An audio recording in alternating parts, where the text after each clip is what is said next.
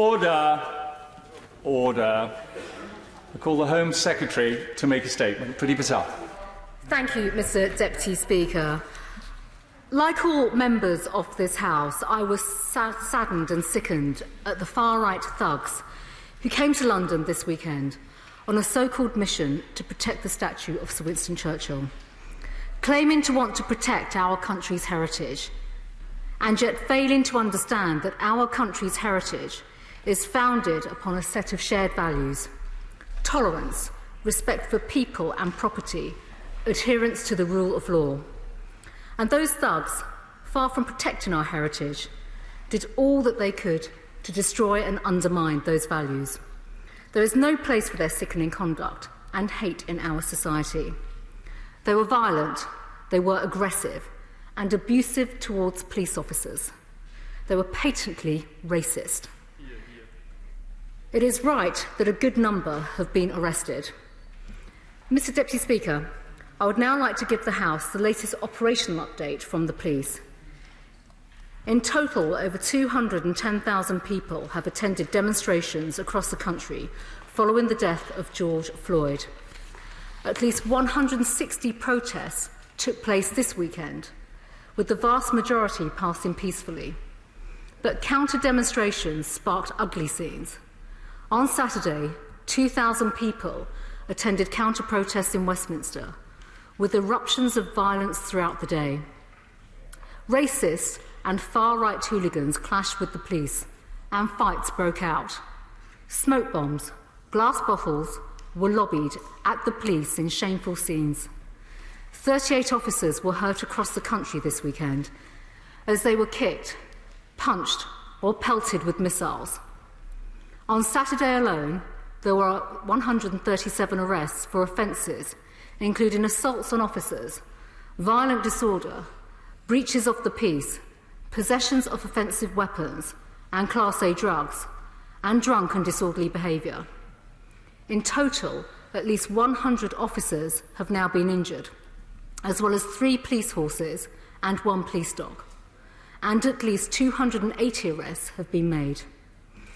As this ugly operational picture demonstrates, many of the so-called protesters came with the deliberate intent of causing harm to those around them and to police officers. This hooliganism is utterly indefensible. There can be no excuse for pelting police officers with missiles. And of all the dreadful images to emerge from this weekend, the one of a man desecrating the plaque of PC Keith Palmer was the most abhorrent. PC Keith Palmer served our country in so many ways, having first served in our armed forces. He then came to this place and made the ultimate sacrifice during a terror attack at the heart of our democracy. I know that the whole House will join me in sending our thoughts to his family, his colleagues and friends. He will never be forgotten. As I said last week, Mr. Deputy Speaker, when I became Home Secretary, I vowed to stand with the brave men and women of our police, and to stand for law and order, and to stand against the terrorists, the thugs, the criminals who threaten people, towns and communities. A pledge that I'm unapologetic to reiterate once again in this House today. Because sadly, backing our world-class police has never been more important. The scenes of violence and disorder that we have seen in recent weeks have only underlined the challenges that they face. We ask our frontline police officers to do the most difficult of jobs. These courageous men and women run towards danger so that we don't have to.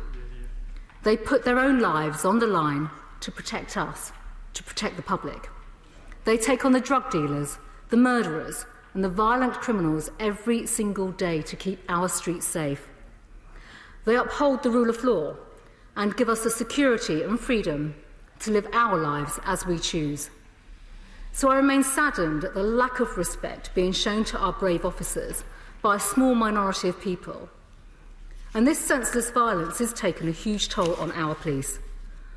On Friday, I spoke to officers from forces in England and Wales who had been attacked in the line of duty to hear at first hand about their own devastating impact upon them and also upon their loved ones.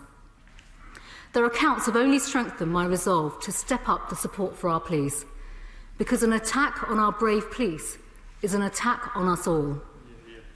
I refuse to allow our outstanding officers to become society's punchbag, and I refuse to allow monuments to heroes who served their country to be vandalised and desecrated.